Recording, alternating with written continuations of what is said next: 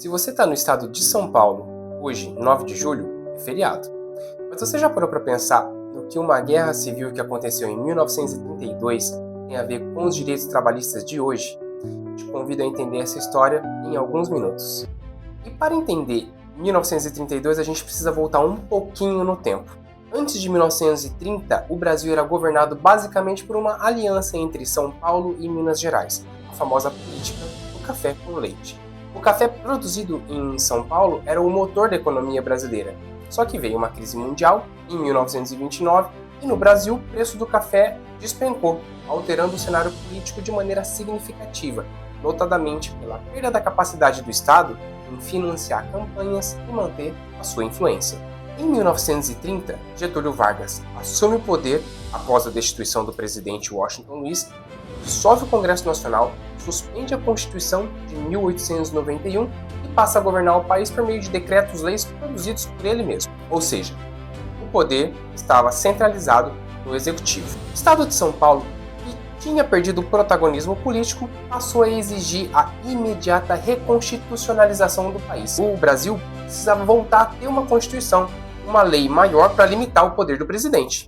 O clima entre o governo Vargas e os paulistas foi se acirrando até que, em 9 de julho de 1932, inicia-se um confronto armado dos paulistas contra as forças federais. Foram quase 3 meses de combate até que São Paulo, isolado, acabou se rendendo. Foi uma derrota militar, mas em termos políticos o objetivo acabou sendo alcançado.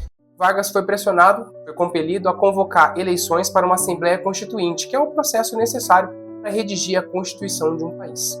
E é exatamente aqui que a história cruza com o direito do trabalho. Veja que antes de 1934 já existiam alguns direitos trabalhistas, mas eram leis, decretos soltos, espalhados, alguns criados por Getúlio Vargas e outros que vinham antes do governo dele. Mas a partir de 1934, vários direitos que nós conhecemos hoje ganharam o mais alto patamar da proteção jurídica. O texto constitucional passou a garantir explicitamente a proibição de diferença de salário para um mesmo trabalho, por motivo de idade, sexo, nacionalidade, estado civil, que é o embrião da igualdade salarial. O salário mínimo, definido como aquele capaz de satisfazer as necessidades normais do trabalhador, a limitação de jornada de trabalho a 8 horas diárias. Além disso, a Constituição trouxe o direito ao repouso semanal remunerado, às férias anuais remuneradas e conferiu estabilidade à gestante, proibindo a demissão sem justa causa pelo fato da gravidez. Essa Constituição previu ainda a criação da Justiça do Trabalho, que, embora ainda fizesse parte do Poder Executivo na época, já demonstrava a necessidade da existência de uma justiça especializada.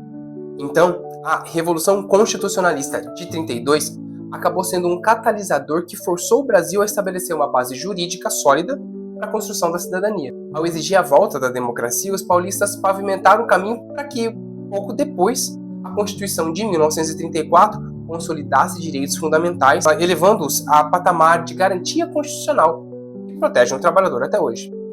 Eu sei que não é fácil encontrar alguém que se interesse por história e por direito do trabalho, mas é importante que a gente conheça um pouquinho sobre a trajetória que passamos para valorizar os direitos básicos que hoje temos.